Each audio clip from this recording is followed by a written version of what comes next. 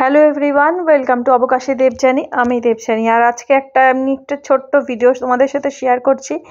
আসলে মায়েদের যে ভিতরে যে ছোট যে ঘরটা আছে, ওই ঘরটার জন্য একটা ছোট্ট খাট সেটারই অর্ডার মানে দেওয়ার জন্য এখানে আসা হয়েছে। এটা তো এই ভিডিওটা অনেকটা আগে বানানো, তো এখন তো সমস্ত ভিডিও মানে বেড়াতে যাওয়ার ভিডিও সমস্ত শেষ হয়ে গেছে। তো অনেক ক্লিপস এমনি এমনি বানানো আছে, সেগুলোকে আবার জুড়ে তোমাদের পরে একটু শেয়ার করব। আর তো ওই যে বললাম যে মায়ের জন্য একটা খাট মানে কিনতে এসেছে। আমি আর বোন তিনজনেই এসেছি।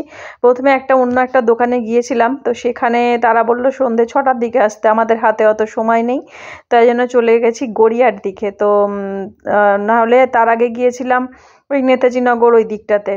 তো 6টা মানে আরও দেরি হবে, তো ওই জন্য আমরা গড়িয়ার দিকেই এসেছি। এদিকেও দেখলাম আছে, আর নাহলে অতক্ষণ বাইরে কোথায় ঘোরাঘুরি করব।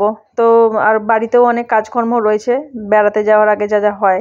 তো যাই হোক, তো তারপরে এখানটাতে এসে পছন্দ হলো মায়ের। তো যেহেতু ওই ঘরটা ছোট, তো মাপটা মা একটা হিসাব করেই নিয়ে এসেছিল। তো সেগুলো নিয়েই কথাবার্তা বলছি, ঠিকঠাক যেন পৌঁছায়। এক্ষুনি নেবো না পরে নেবো, এইসব চলছে। আর আমাদের যে মানে কি বলবো, দোকানদার উনি আমাকে বলছিলেন যে ব্লগ বানানো হচ্ছে, তাই না? হ্যাঁ বলে, খুব ভালো কাজ, খুব ভালো কাজ, সম্মানের কাজ।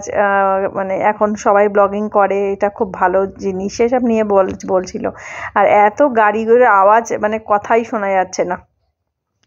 তো আমরা এখানে এই যে কেনাকাটা এগুলো সব চলছে। আর এই গড়িয়া জায়গাটা তো আমার একটা প্রাণের একটা জায়গা, ছোটবেলার একটা জায়গা। যাই হোক, তো আমি জিজ্ঞাসা করছি এইটা কিসের কালার, কিসের জন্য, ওটা কিসের জন্য। যাই হোক, এগুলো দেখলে ভালো লাগে। বাড়িতে তো আর সেভাবে বেরোনো হয় না আমার।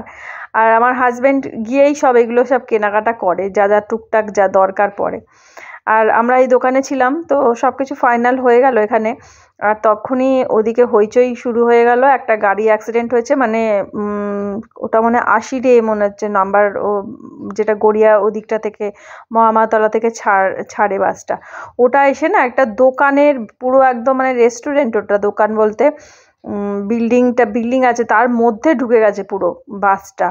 তো ওখানে পুরো গাড়ি ঘোড়ার একদম চাপ। তাড়াতাড়ি করে আমরা অটো পেয়েছি, ঘুরে চলে এসেছি, নাহলে রাস্তায় গাড়ি বন্ধ হয়ে যেত। তো বোনেরও শরীরটা ঠিক ভালো লাগছিল না। তো আমরা এই যে কথা টথা বলছি, তার মধ্যে দোকানের ধুলো, আমি আর বোন দুজনেই অসুস্থ হয়ে যাই। এই যে উনি বলছেন ব্লগিং হচ্ছে, আমাকে বলছিলেন। তো যাই হোক, তো ধুলোতেই বোনের অবস্থা কাইল হয়ে গেছে, আমারও তাই। তো আমি একটু সুস্থ আছি, বোনের বেশি কষ্ট হয় ধুলোতে।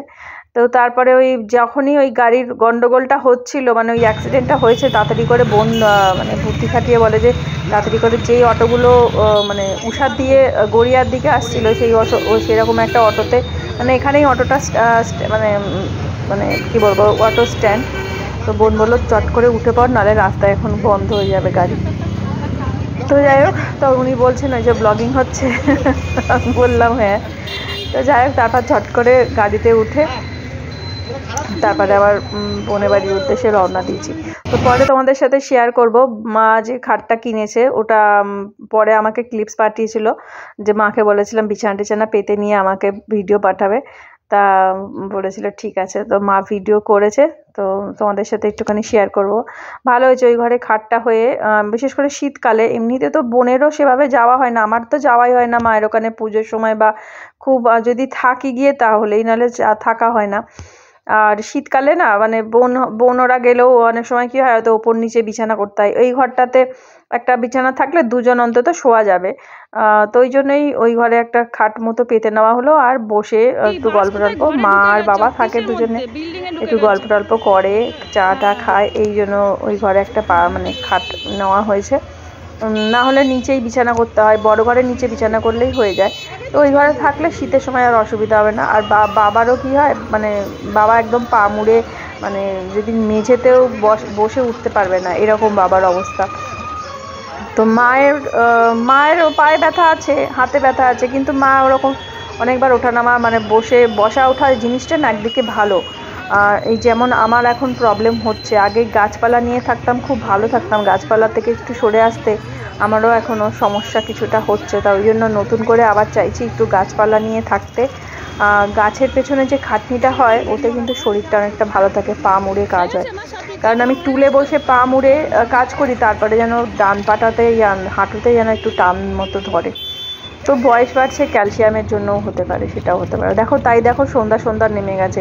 তো আমাদের বলছিল 6টার দিকে ওই দোকানটাতে যেতে, 6টার সময় যদি দোকানটা যেতাম আরও দেরি হতো। তো বোনেরও শরীরটা ঠিক ভালো লাগছে না, ধুলোতে আরও অ্যালার্জি মতো হয়ে যাচ্ছে। আর ওর যেটা হচ্ছে ধুলোতে বা বাজির গন্ধে পরে ভমিটিংয়ের ব্যাপারটা চলে আসছে। তো ওইটাই হয়েছে ওর বাড়ি এসে ধুলোর জন্য। তো কলকাতার রাস্তাঘাট আবার কবে যাব জানি না। দরকার ছাড়া তো আমার এখন যাওয়াই হয় না কলকাতায়, যে থাকবো মায়ের কাছে গিয়ে কটা দিন। আগে যেটা হতো, গিয়ে ডাক্তার দেখানোর জন্য গিয়ে থাকতাম মায়ের কাছে কটা দিন, গিয়ে এদিক ওদিক তবু যাওয়া হতো। এখন গেলে ওই বোনের বাড়িতেই প্যাকেজ হয়ে যাই, হয়ে গিয়ে তারপরে মা বাবাকে বলি তোমরাও চলে আসো, কটা দিন একসাথে থাকি। নাহলে আমি আর পারিও না, এদিক ওদিক যেতেও পারি না, মানে শরীরে যেন আর চলে না এতটা দূর থেকে জার্নি করে গিয়ে। তো দেখো মায়ের ঘরটা এরমভাবে সাজানো রয়েছে। তো ওই ঘর থেকে মায়ের এই যে ট্রলিটা আনা হয়েছে, ওই ঘরে যে ট্রলি না কি বলবো, এটা যে ওই এতগুলো যে তাক মতো থাকে, এক্ষুনি ভয়েস দেওয়ার সময় মনে পড়ছে না ওটাকে কি বলে।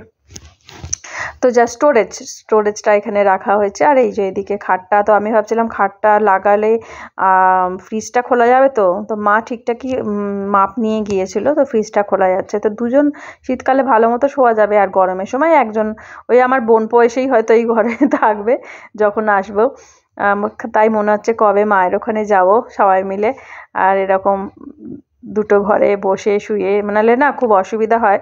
আর ভালো হলো একদিকে আমরা এই ছোট ঘরটাতেই খাওয়া দাওয়া করি মেঝেতে বসে, এখন ওই বড় ঘরটাতেই বসেই খাওয়া দাওয়াটা করতে হবে। আর এই ঘরটাতে আমার বোনপো এসেই হয়তো প্যাকেজ হয়ে যাবে, আর মা রান্না করবে বা আমি রান্না করবো, এখানে বসে গল্প করা যাবে। নাহলে ওই চেয়ার নিয়ে বসতে হয়। আর চেয়ারের একটা তো শর্টস তোমাদের সাথে শেয়ারেছি বোনের বাড়িতে গিয়ে। ওই চেয়ারটা অবশ্য যখন সুপ্রিমের ওই নীলকমল ওই চেয়ারগুলো প্রথম যখন বেরিয়েছিল তখন ওই চেয়ারটা কেনা, প্রায় 24 বছর বয়স তো চেয়ারটা। আর আমি গিয়ে ধপাস হয়ে গেছি। সেই ভিডিওটা তো আর ওঠেইনি, বোন তো অনেকটা দেরিতে ভিডিও শুরু করেছিল, মানে তখন আমাকে তোলা হয়েছে, তার আগে তো আমি কুপোকাত হয়ে গেছিলাম।